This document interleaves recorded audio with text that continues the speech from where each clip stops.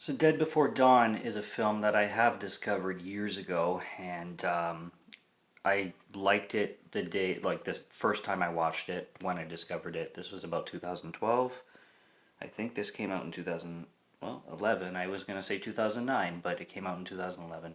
Watched it about 2012, and I liked it right off the bat. This has a pretty good cast. I mean, it's a zombie comedy. I'm sorry, Zeman comedy. Of course, I'm going to get to that, but it's a Zeman comedy, not a zombie comedy. And there's a lot to say about this film, especially after my second watch and from my second watch onward. There's a lot to say, but going back to the beginning, I discovered this a while ago, uh, pretty much when I was in college. And the cast is pretty big. You've got Martha McKissack. I think that's how you pronounce her name.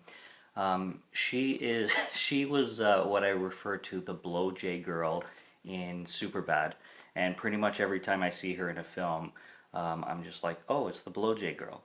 That's the blow J girl from Superbad. I'm gonna give you the best blow J ever. It's pretty bad that I just refer to her as the blow J girl, but her name is Martha McKissack. You've got Christopher Lloyd, of course, classic from Back to the Future. So he makes not really a cameo in this because he has a pretty big role in it, but of course he's in here. This is directed by a lady named April Mullen, who was super young when she directed this, and she also stars in it. She's not on the cover, strangely enough, but she's a main actress in it. She's a main character, and she directed it. And she also directed a more recent film called Below Her Mouth, which is about. I haven't seen it. I'm not too interested in it, but I've heard of it. It's on this. It was on the circuit festivals kind of thing. So she basically made it big. April, I mean, like April Mullen, I mean, by directing this and then directing Below Her Mouth. What a title, I know, Below Her Mouth. It's about two lesbians. That's as far as I know about the film. Basically, other than that, it's a love story. But like I said, I don't know enough about the film to talk about it, so I'm just going to stick with Dead Before Dawn. I rediscovered it when I found it very cheap online, and I bought it, and I remembered it, and I remembered having a lot of fun with it, so I wanted to watch it again, and I watched it, and I appreciated the fun that it offered, like a lot, but I also started to kind of pick up on its flaws, kind of thing, with the second watch.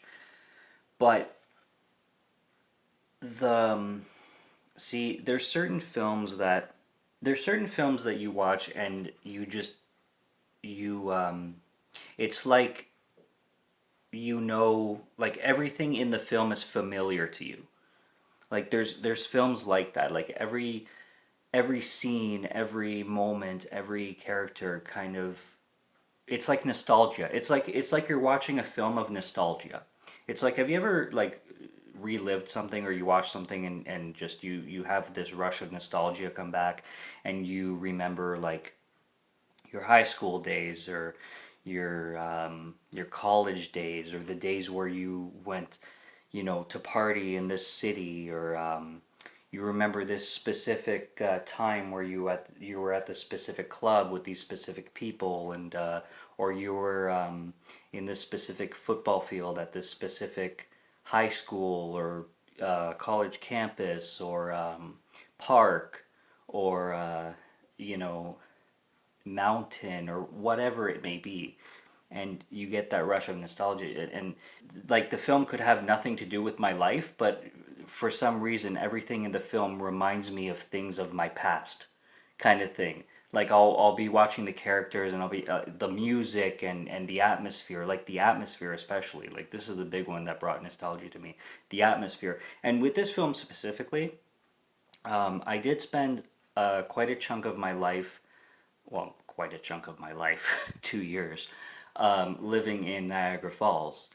like the Niagara region, and this film was completely filmed in the Niagara region, Niagara Falls to be specific. Now, I don't know if this was filmed in the Canadian side of Niagara Falls or the American side of Niagara Falls.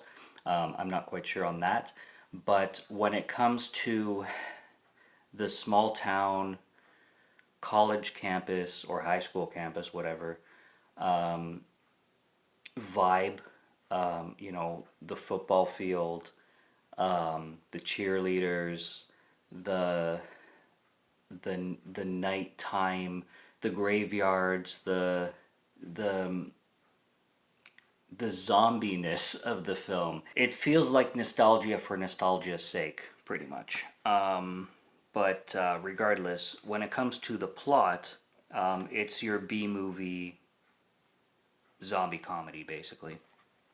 And the plot of the story is this kid is in high school.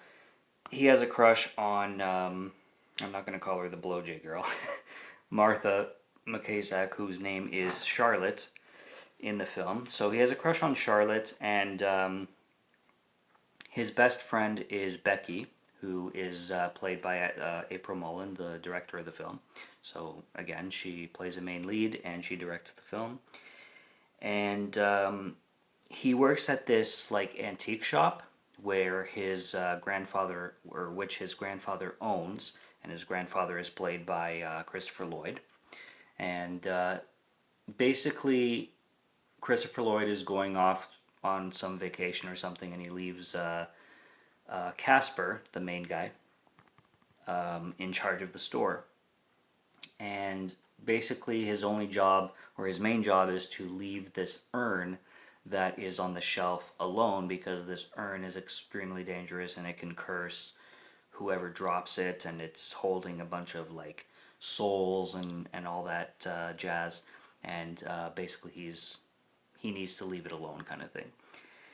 And Charlotte comes into the store with her friends, and of course her entire posse of friends are a bunch of jocks and whatnot.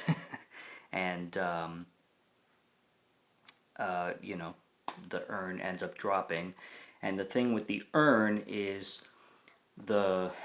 where the curse lies is when the urn breaks, anything that is said before the last ash hits the floor will come true.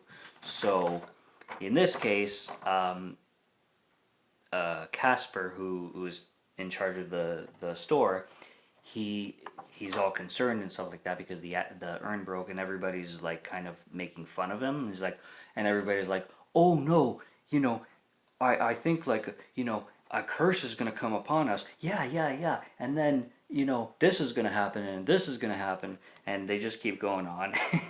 So they start to say a bunch of ridiculous things, like, oh, I bet anybody who makes eye contact with anybody will commit suicide and then come back as a zombie. And then some other person is like, no, oh yeah, but I got one better.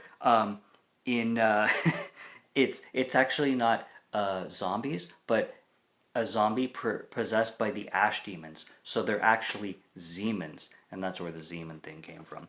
So yeah, these Zemans will come about if anybody looks anybody in the eye, and they will immediately want to kill themselves and then come back as Zemans. And then these Zemans will want to give hickeys instead of eating brains. They'll just want to give hickeys to people, and then the hickeys will be contagious, and then other people will turn into Zemans once getting hickeys. And they're all going like back and forth on the most ridiculous shit because they think it's all bullshit. And here's poor Casper being like, no, I'm actually concerned about this shit. And then they keep going and going.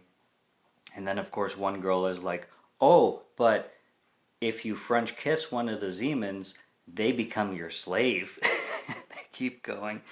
Unknowingly that they're like building up this whole ridiculous plot that's going to come. Like, this is like the first act. They're building up this like ridiculous plot that's going to like play its way into the rest of the film.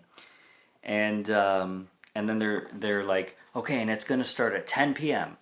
And 10 p.m. rolls around. Casper is of course the only one who's paranoid about everything that's going on, and everybody's just doing their own business. Well, 10 p.m. rolls around and everything starts to come true. So you have this whole night of these friends. Casper kind of being the one who is like the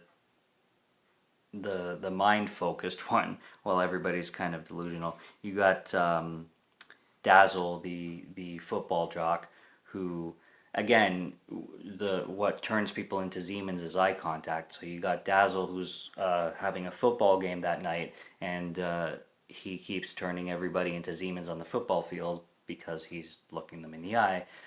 Becky has a date with this guy named Bert, and it's an awkward date too, if anybody who's seen the film.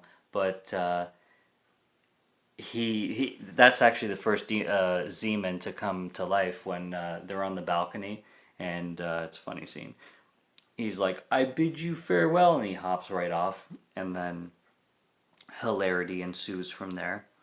And yeah, I it's like I said in the title, this is a film that basically keeps growing on me every time I watch it.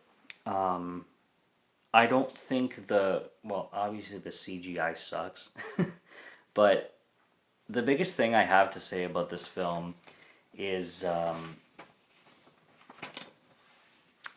it's you can tell that the cast and crew had a blast making it, and that's like when a film when you watch a film and you can tell that it was so much fun to make, like not only do you have so much fun watching it and enjoying it, but to see like with the special features and all that, to see like how much fun the cast just had making it. It's like a bunch of friends getting together and making a movie. Like it's great, and this is basically what this film feels like. It feels like a project that was just a blast to make, and even the advertising behind it, the way they like marketed it and marketed it as like a low budget kind of small like film festival kind of movie. It's just great. It has that vibe to it. It has that charisma, and it has that personality to it, you know, and high budget films sometimes just can't capture that. This just seems like a film that was made with a lot of love and close to home too, because it is Canadian. Like I said, I don't know if this was made primarily on the Canadian side of Niagara Falls, but this is definitely a Canadian film. And it's a blast. It's so much fun. It's a film with Zemans. Even the back of it says Zemans. Finally, someone is speaking our language by Dread Central. It's great. It's a blast, man. It's so much fun to watch, and I highly recommend checking it out. I'm sure you can find it streaming somewhere, but yeah, it's cool, and the cast is cool, and yeah, that's pretty much what I got on it. So don't really know what else to say about Dead Before Dawn except for go find it. So subscribe to Morgan Film Fan if you like to listen to my voice or if you like my reviews, and I will be back for more soon. So stay tuned, and until next time, have a good one. Cheers.